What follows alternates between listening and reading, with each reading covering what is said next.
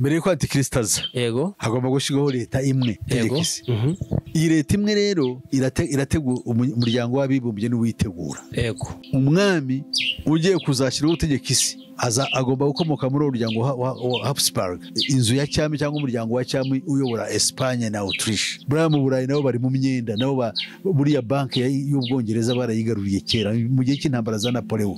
Iyi miryango ntabwo igongana kuko bamwe abatwaza igitugu abandi bakaba ari aba demokarasi. Imiryango ihura gute kubana gute? Niyo mpamvu uzabona hari guhangana hagati y'ubutegetsi bw'igitugu n'ubuvuga yuko bukurisha demokarasi. Abayobozi igitugu nabo bakakubwira ko bo mu kuyoboza igitugu ari byo bituma haba amahoro arambye. Abakapitaliste babandi batanu bakomeye Amerika, Ufaransa n'Ubwongereza. Ku rundi ruhande hakaba Abarusiya n'Abashinwa. Abantu bakaryana bagahangana nk'ubwo ugasanga hariho abarwanya bose bararwana ariko bose bagahabwa ninde ubasapotinga bose. Haba na hano mu karere k'ibiyaga bigari z'intambara turimo nabyo nibo baba bafite mu ruhare. Noneho ugasanga ibintu ni nk'iby'abana. None se wowe iyo uri umuntu mukuru ushaka gukiza abantu yego ubabwira ngo iki urabo icyo mupfa ni kiriya mu gikemure bikarangira ariko bose ko bameze. Gusenga everyday, gusenga buri munsi. Nusenga uzanesha, nunanigwa gusenga uzaneshwa. Senga kakwihebura kandi reka kurira yayindi yatura Lazaro bijyanyene reka kwihebura kandi reka kurira yayindi yahungana Ana bijyanyene nijya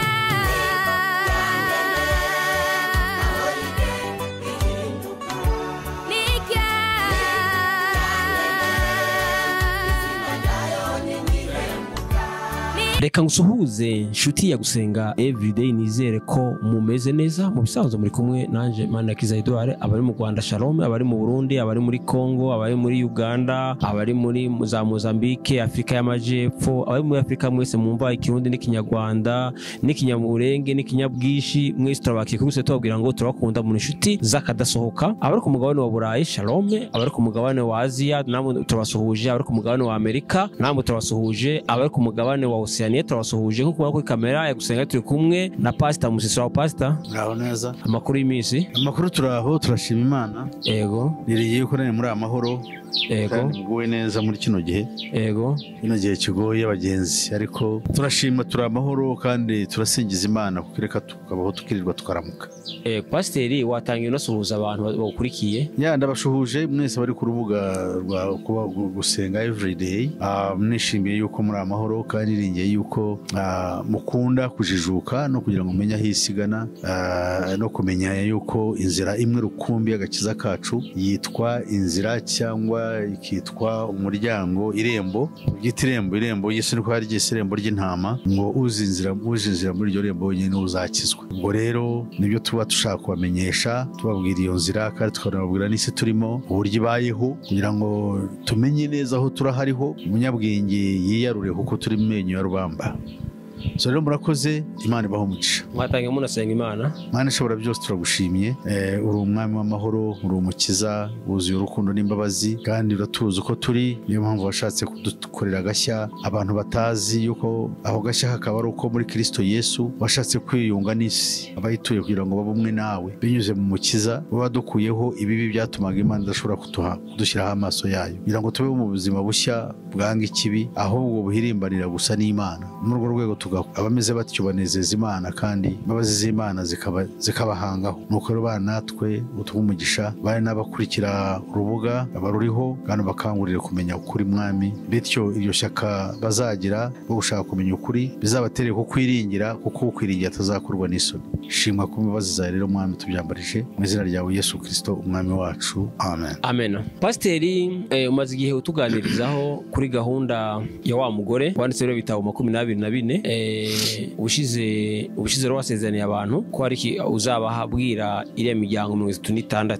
niyo umunsi twagutumiye ngo komereze kwiriya miryango 36 iyo isi arishira muri gahunda iriya gahunda y'uriya mugore Tarufa witwa Hathar Pentarufa washinzwe mu cyamagana 946 bavuga yuko uyu nguyu wawushinze harimo na George Walker Bush uriya uherutse gupfa wahoze ari perezida wa Amerika ise w'uyu nguyu George Bush Jr wawushinze nawe arimo yari umuntu ukomeye burya yigeze no kujya gutembera mu cyogajuru akoresha amadolari miliyoni 20 kugira ngo agende ajye mu cyogajuru arebe atazafata arebye isanzure abo ngabo nyine Satani abaha kwishima no kunezerwa mu gihe gito bazamara ku isi barangiza bakarimbuka byiteka uwitwa Babeli Tower cyangwa umunara w'Ibabeli ubu nawe hari umuryango witwa utyo hari uwitwa Atlantis Althea wibuke yuko Babeli Tower bivuze kwigomeka ku Mana yego hari uwitwa Campus Star Rose hanyuma ukitwa Gebra so iyo miryango rero 17 wayishyira kuri 19 ikaba 36 itegeka isi mu ibanga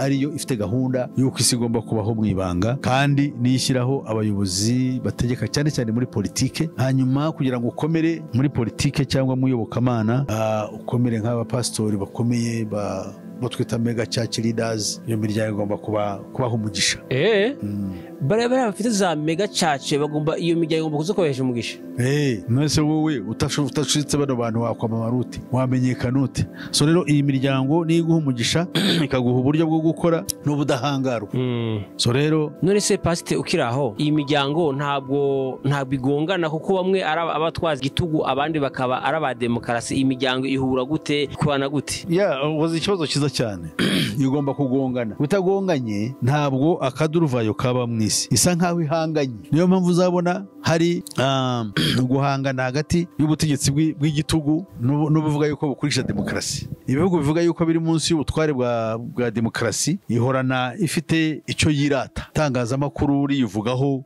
nkaho ariho hari amahoro abayobozi igitugu nabo bakakubwira ko bo mu kuyoboza igitugu ari byo bituma haba amahoro arambye kandi hakabaho n'iterambere ibyo kandi tukaba twabibona tukanabishyigikira ariko kubishyigikira nabwo ntabwo wamenya tuvuge nk'abanyamerika igihugu cya mbere gikomeye cyane kivuga ko cyo gikurikira demokarasi mwacumvise Amerika yo ibarwa mu bihugu bya demokarasi kandi ntabwo iyoborwa na demokarasi ibyo nabyo twazabivuga ukwabyo noneho Ubushinwa bukaba buri mu bihugu biyoborwa n'abanyagitugu ariko cyitonderwa Ubushinwa nibwo bwa mbere kandi butera imbere ku isi kuruta ibindi bihugu byose ubujanye no kuyoboza igitugu yego so rero haba hayobora igitugu harahari kandi baratera imbere haba abafite za demokarasi nabo harahari batera imbere hari n'abari inyuma badatera imbere na za Iran za Iran y'amajyaruguru za Korea y'amajyaruguru n'abanyagitugu ariko bariya za Iran nazo nuko kuko bariya Iran iyoborwa n'umuyobozi w'ikirenga udahinduka uriya uyobora bamwita Ayatollah Ali Khamenei uwo ni umuyobozi w'ikirenga ntahinduka ntabwo bamutora bakajyana perezida n'uyobora guverinoma ariko uriya yitwa supreme leader kandi akaba akurikiza iyobokamana ry'idini we ntahinduka kugeza yazapfira ubwo nabo twabashyira muri kategori nubwo tuba tuvuga hari demokarasi yego irahari ariko ni guverinoma ariko eta iyoborwa n'undi we hejuru uri hejuru y'aba perezida ubwo rero urumva niko politiki yayemeza aba rero barahangana nk'uko wari ubivuze kuko kugira ngo bayobore tuvuge muri kwa guhangana kwabo bamwe baba bashaka kugira ngo bagire umugabane w'abantu ubayoboka abandi nabo bagire umugabane w'abantu bayoboka none iyo migabane yombi y'abatuye isi ihangane reka turebe ubundi buryo abantu bibuka niba bakibwibuka hambere twari dufite ibihugu by'abakomunisiti by'abakapitalisiti byabaga bihanganye n'abantu bakanicana bavuga ngo bararwanya bamwe bashyigikiye komunisme abandi bashyigikiye kapitalisme ndetse ibihugu byinshi n'abaperezida benshi muri Afurika bagiye bapfa bazira ibyo urugero abayobozi nka Kwame Nkrumah abayobozi nka Patrice Lumumba babahoye babishe mu izina ryo kuvuga ngo bararwanya komunisme ba Pierre Rwagasore n'abandi bose babaga bari progressive abayobozi babaga bashaka impinduka kandi bakunda ibihugu byabo kuko akenshi kugira ngo Satani ni umuhanga cyane kugira ngo abayobozi bashobore kugira uburyo bwo kurwanira ubwigenge bw'ibihugu byabo babaga bashyikiwe n'abakomunisiti Abarusiya n'Abashinwa cyane cyane ibyo byabayeho nyuma y'intambara ya kabiri y'isi yose bakabafasha kugira ngo bigobotore uzabyumva bavuga bati Abarusiya abakomunisiti muri rusange nibo bafashije abanyafurika cyangwa imiryango y'abanyafurika cyangwa amashyaka y'abanyafurika yabaga arwanira ubwigenge kubona independence. yego ariko abakapitalisite nibo ibihugu byabo byari Afurika yari yarakoronijwe n'ibihugu bimwe muri bya bindi byari mu byo biti by'abakapitalisite. Rero iryo hangana rero ryari artificial n'iri porogaramu bari barateguye, ariko ubu nta kibazo bari bafitanye, nabwo ubu ntacyo bafitanye. Ngubu ni urugero, akanama k'umuryango w'abibumbye gashinzwe amahoro ku isi gahurirwamo abakomunisite n'abakapitalisite. Abakapitalisite bandi batanu bakomeye, Amerika, Ubufaransa n'Ubwongereza. Ku rundi ruhande hakaba Abarusiya n'Abashinwa. None se nibo batanu bakomeye ku isi babaga bavugana kandi bashyize hamwe, nta kibazo cyo bafite. Yes, bashyize hamwe bakora ikintu kimwe, ntabwo bigeze bahangana mu buryo bugaragara, ariko bagahangana mu ibanga, baryanisha mwebwe abantu batuye isi. Abantu iyo bamenyaga ibyo byakabaye byiza cyane. Muri uwo guhangana kwabo rero tubona yuko hajemo amakimbirane yatumye habaho kwicwa kwa Kennedy n'umuhungu we, urupfu rwa Martin Luther King, byose byaturutse kuri uko guhangana. Urupfu rwa Salvador Allende wahoze ari perezida wa Chile cyangwa wa Chile byaturutse kuri uko guhangana. Kugerageza kwicwa kwa Ronald Reagan perezida wa Amerika byavuye kuri ibyo ngibyo, ndetse no kwicwa kwa nyir'ubutungane Papa Yohana Paul wa kabiri nako gushaka kumuca byaturutse kuri uko guhangana, ndetse nayo byabaye intandaro y'intambara yiswe Yom Kippur War, intambara yateye ku munsi w'impongano y'abayuda abayisilamu ubwo babateraga. Hanyuma n'ihirikwa ry'ubutegetsi muri Iran mu tariki 11 z'ukwezi kwa kabiri mwaka wa 1979, ubwo hazagaho ubuyobozi mu buyobozi bwa Iran bwasimbuwe n'ubuyobozi bugendera ku matwara ya kisilamakazi bwashyizweho n'uwitwaga Ayatollah Ruhollah Khomeini. Ugize kumwumva uwo nguwo Ayatollah Ruhollah Khomeini, umwarabu niwe washinze amatwara akazi muri Iran, akaba yarasimbuwe rero n'ubu ngubu uriho Ayatollah Ali Khamenei. So rero intambara zabaye muri Amerika, ibyabaye tariki 9 z'ukwa 11 iminara yo gusenywa ya Amerika, byose bituruka muri iyo rivalry. Akaga kaguye mu bukungu bw'isi muri 2008, intambara za Iraq na Syria tubona ubu ngubu, amamiliyoni y'abantu bahunga bajya mu Burayi, imitwe y'iterabwoba ku isi yose nayo ubwayo no kutumvikana kwayo bikomoka muri iyo miryango kubwiye 36. Nuko nibo bagenda bateza abantu bakaryana bagahangana. Nk'ubwo ugasanga hariho abarwanya, abashinga imitwe ikarwanya, kandi hakabona abayirwanya iyo mitwe, bose bararwana, ariko bose bagahabwa ninde ubasapotinga bose. Haba na hano mu karere k'ibiyaga bigari z'intambara turimo, nabyo nibo bafitemo uruhare, nibo bafitemo uruhare muri za ngingo 21 agenda. Yego, mu ngingo ya 20 niyo gusapotinga imitwe y'iterabwoba. Right. So ubu urabyumvise, ni ibintu byiza cyane kubyumva. Kano gatabo kanditswe n'umugabo witwaga Robert Deltier mu Bufaransa. Kano gatabo mu Bufaransa ntibake, igitabo cya mbere cyabanjirije iki mu Bufaransa baragiciye. Nta muntu ushobora kugisoma. Ibi ni ibitabo ntabwo kuviriyangura urabisoma. Aha.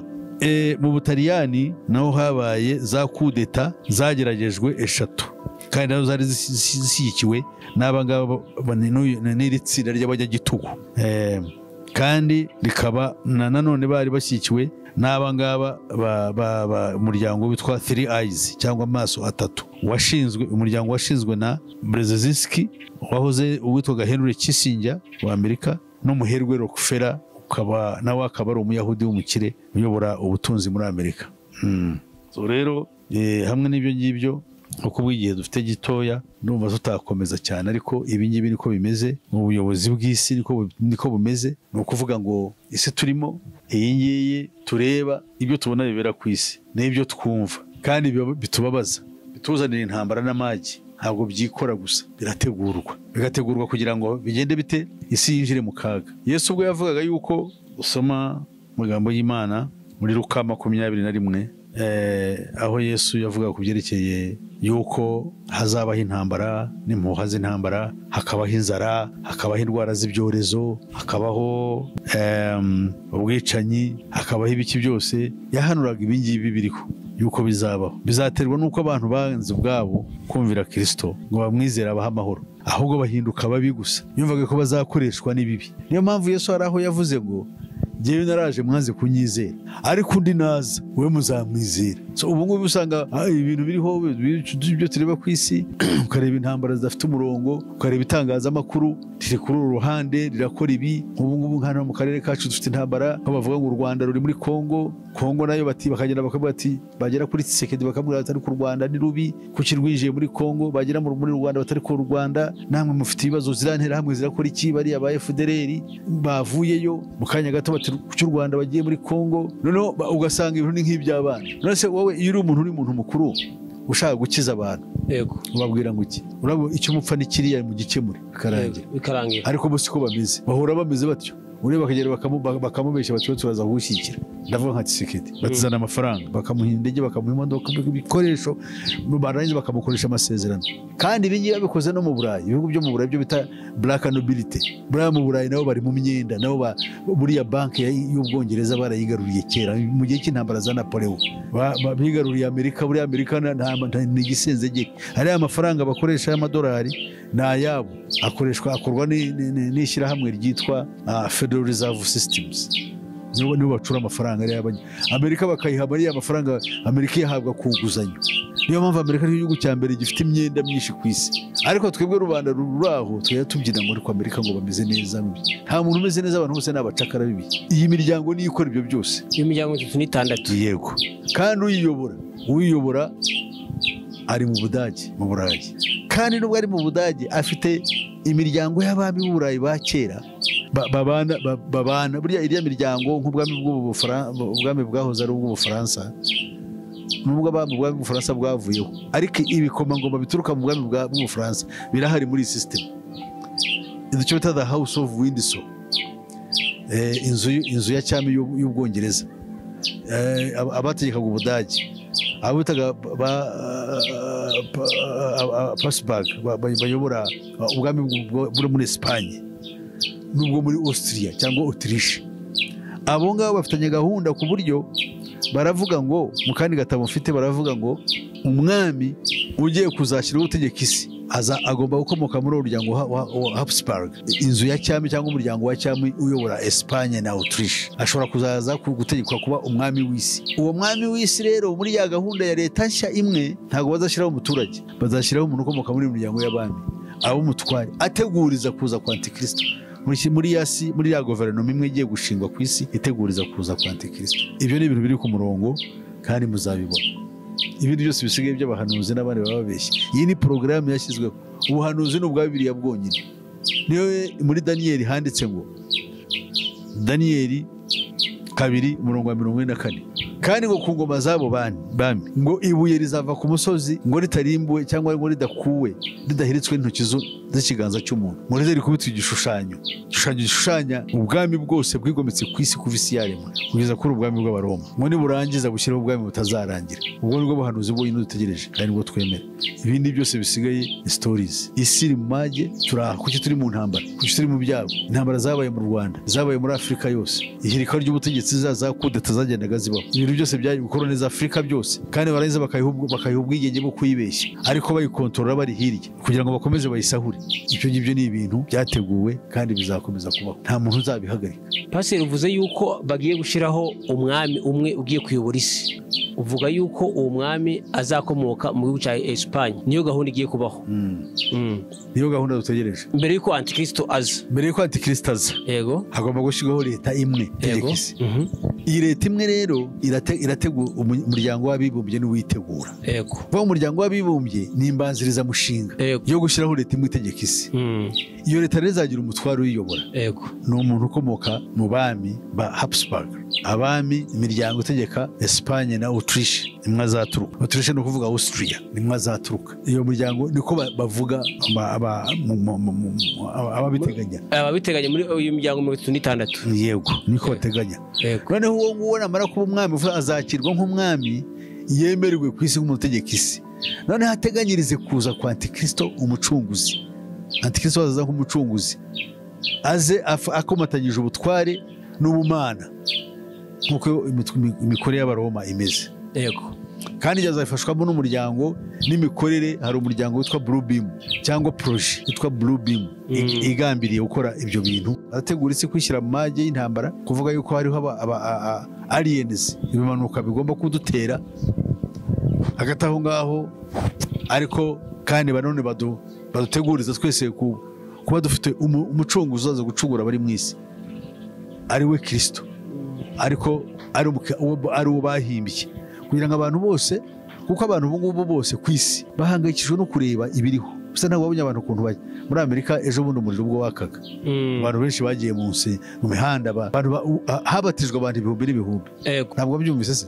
Bizakwira isi yose. Ni ukuvuga ikintu kijyanye na spirituality bigiye gukomera cyane, abantu bajya mu by'Imana. Noneho bya bintu byo kuvuga nta Mana ibaho bagiye kubivaho, kuko birimo birata igihe bavuge ngo hari Imana, kuko impamvu bagomba kwemeza yuko hari Imana nuko Antikristo nazo azaza ari Imana kugira ngo abantu bamuramye. Ntabwo rero yakora ikosa yo kuvuga nta Mana ihari. Abo nta Mana ihari ni ababeshwe muri ano masomo ya siyansi yagiye aza ikinyejana cya 20, ariko iyo porogaramu barimo barayirangiza kugira ngo batangire porogaramu nshya ya new age, kandi ifite icyo bita spiritual aspect, uburyo bwo kwemera yuko hariho uburyo bwa kimwuka buhari. Abantu byo kuvuga nta Mana ihari, abo ngabo bataye igihe, kuko ibibaho ubu ngubu haraza ibintu bikomeye, abantu bakaburwa naho biturutse n'abanyabwenge ntabwo ibyo ari byo, bagatangira abantu kugira ubwoba atari ko se turajya. So ikintu cyero cy'Imana tabara kigiye kuba ku munwa w'abantu benshi, ko abantu bagiye kwinjira mu magi, batangire gutekereza icyabatabara. Satani ni umuhanga kugira ngo rero abantu bagire batyo, aza yirukanka akaza agashyiraho amadini, agashyiraho nk'ibyo byo tuvuga bya mega churches, aho abantu baba bavuga barakorera Kristo, ariko kandi bahimbaza ibigirwamana, bakurikira n'imbaraga za gikonikoni, bavuga ko ari imbaraga z'umwuka wera. Aba rero kugira ngo tugarukira aha aho ubutaha. Pastor urakoze, Imana igumushye kandi tugushimire, kadushimire nawe warubanye natwe muri cyane, tugubwire ngo Imana iguha umugisha. Reka dushimire umuntu ukaze subscribe cyangwa ukoze sabone, nawe ushobora gukora ubwa mbere uguze kuri gusenga YouTube gusaba ukanda subscribe cyangwa ukora sabone, kugira ngo uzazubone ibiganiro byacu bitagoze n'inyigisho zacu, kuko dufite gahunda yo kubaha ibintu bizima, kubaha inyigisho nzima, kubaha ubwenge buzima, ibintu mutigeze mumva, muze mubisharinga, mubihereze ubutumwa, ntukabugira ubwiru, nurangiza kubwumva buheje uti yawe, kuko umuntu byamufasha.